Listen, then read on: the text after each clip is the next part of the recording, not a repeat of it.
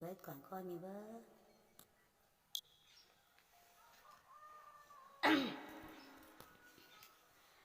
tông gió biển kéo trời thiên tời ơi liêu phàm mà chế tú màn tiêu rồi ơi lầu kín phin nào xe ngà bún tiếng của ơi không ngà phù chế tú màn hay ngà sầu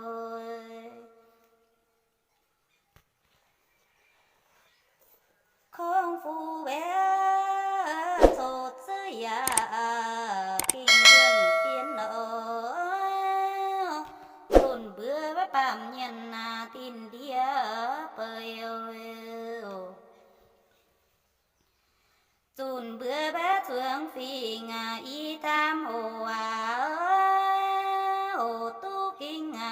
nhân đồn liu phiêm ơi tông cho số giới lời nam nhiều trước mượn với chia kít sinh ở nhiều ơi cha tương bé mờ tin chủ suốt nhiều sao chưa suốt mượn suốt nhiều chiều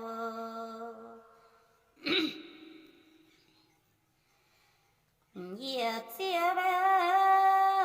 cha tuồng màu chín sai siêu khuya nhẹ chiều chín chia chín kéo dù bé chính nhân phiếm phản lùn bé hoàng trả lời giảm vui giang nam nhiều bé phang phơi dĩa chia dần tu chia nhận xin giảm kín quê ơi dĩa chia tỏ tu nhận xin dần nam nhiều mày ơi trước hồng chè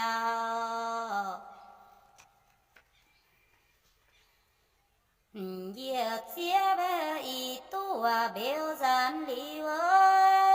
nam nhiều hồ tại sao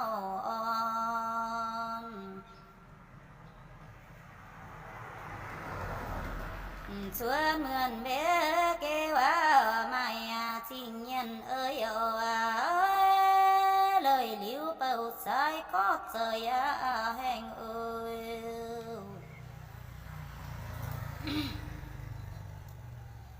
kêu tình bé chi nhân sẽ gian liu cha tường xây chàng kháng béo nhiều ơi ký tình bé tin đi lời nam nhiều nam nhiều lo ăn nghìn lưỡi liều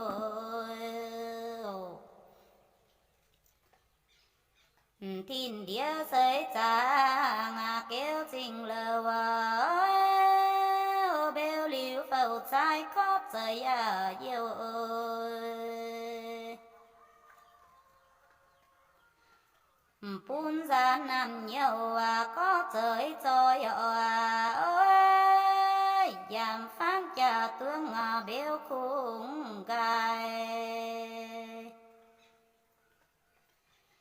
giảm tới thô sơ tay máu thương bởi chia nhằng sẽ gian chiều ơi sẽ siêu bầu xa lời gian liu sẽ liu nam nhiều dù bún yêu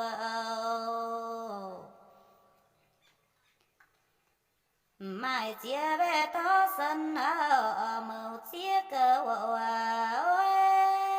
siêu bé yuông xin xong rồi liều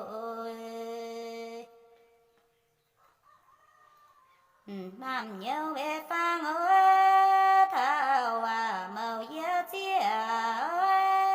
lô hắn thiên địa chứa nhiều tờ giảm hiu gì nàng tôi hai quyền nam nhiều màu ơi chứa thong chèo nam nhiều phang phơi màu chia cầu suốt mưa nghìn lời lo phương ơi nhân cha ơi chia yam pun gian bữa mẫu sông sông on lo phiền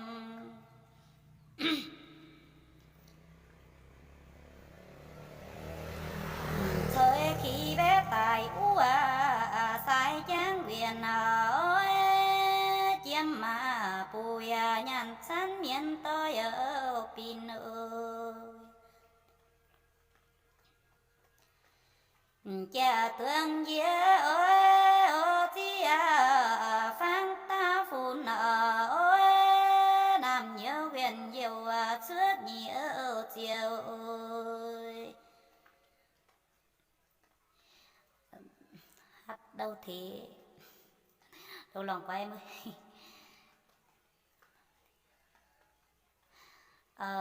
Em chị Say em là người ở Bắc Cạn nhé, người Bắc Nặng. Còn bạn Phương ơi hát thế thôi, bởi vì có rất là nhiều người á cùng ly dị nên là bỏ con cái á, nên là mình muốn hát một tí nhưng mà không phải là mình nói họ hàng người ta chẳng có thấy thế nào mình nói thế thôi nhá. Nam nhiều bé